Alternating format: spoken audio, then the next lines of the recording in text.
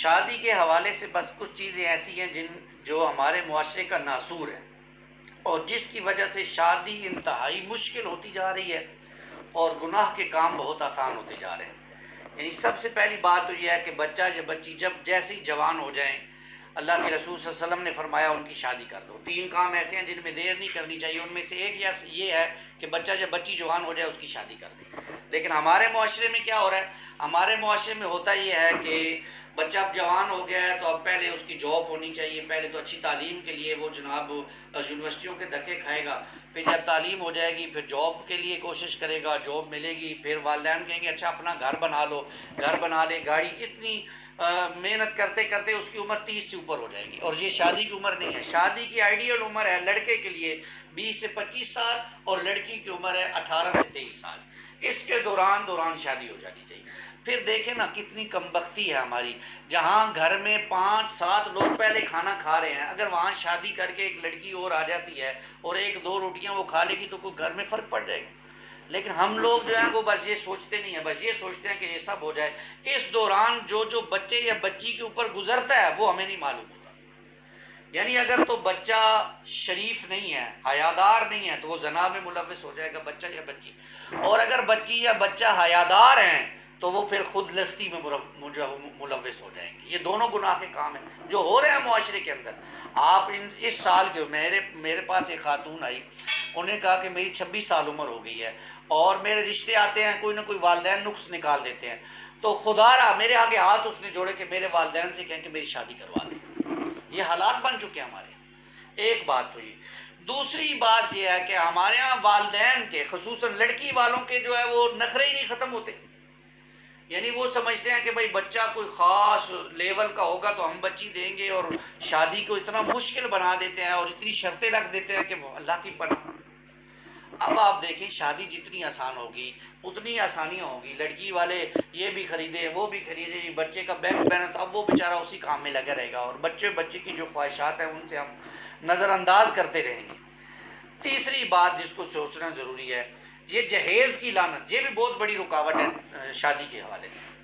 ہمارے ہاں لڑکوں کی ڈیمانڈز ہوتی ہیں، جی گھر بھی ہونا چاہیے، گاڑی بھی ہونی چاہیے، لڑکی فلاں فلاں فلاں چیز لے کے، یہ بے غیرتی کی انتہا ہے۔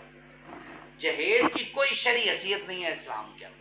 ایک شخص 18-20 سال کی بچی پال پوس کے اپنے دل کا ٹکڑا تمہارے حوالے کر رہا ہے، اور تمہیں کیا چاہیے؟ پھر تم کہتے ہو مجھے یہ چیزیں بھی چاہیے۔ پاکستان کے اندر ایک سروے کے مطابق 30 لاکھ بچیاں ایسی ہیں جن کی شادی کی عمر گزر گئی ہے صرف جہیز نہ ہونے کی وجہ سے کہ ان کی شادی نہیں ہو رہی۔ 30 لاکھ بچی۔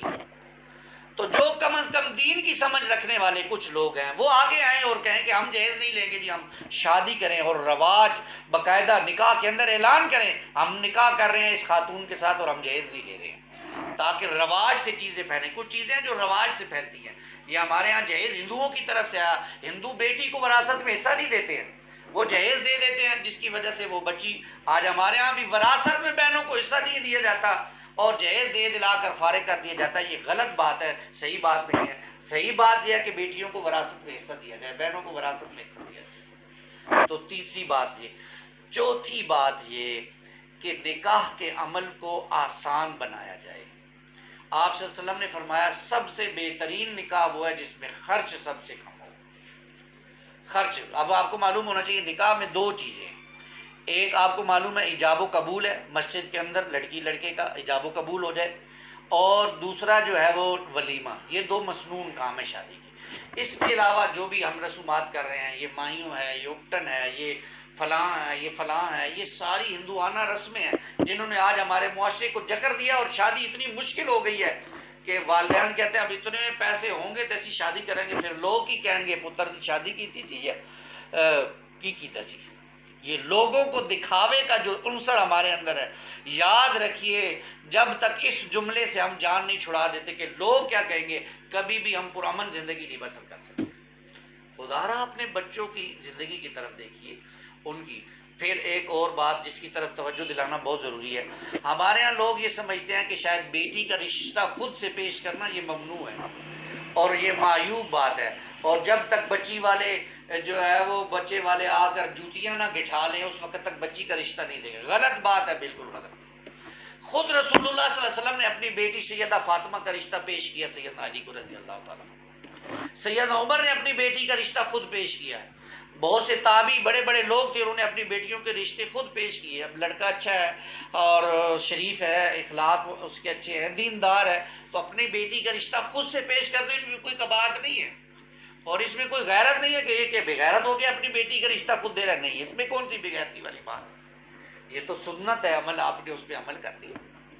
تو اگر کوئی اچھا لڑکا ہو، شریف لڑکا ہو، اور آپ جانیں کہ آپ کی بیٹی کو خوش رکھ سکتا ہے، بہن کو خوش رکھ سکتا ہے، تو خود آگے بڑھ کر بھی رشتہ دیا جا سکتا ہے، کوئی حرج کی بات نہیں، کوئی کباہت کی بات نہیں ہے۔ یہ وہ معاشرے کی چیزیں ہیں جس کی طرف ہمیں توجہ کرنے کی ضرورت ہے۔ یہ ہم کریں گے تو نکاح آسان ہوگا انشاءاللہ۔ ہم ایک تحریک چلا رہے ہیں جس کا معاملہ ہے کہ نکاح کو آسان کرو، تاکہ جو ہے وہ زیادہ سے زیادہ نکاح ہو کر لوگ اپنی زندگیاں سنوار سکیں۔ اللہ ہمیں اس کی توفیق عطا فرمائے۔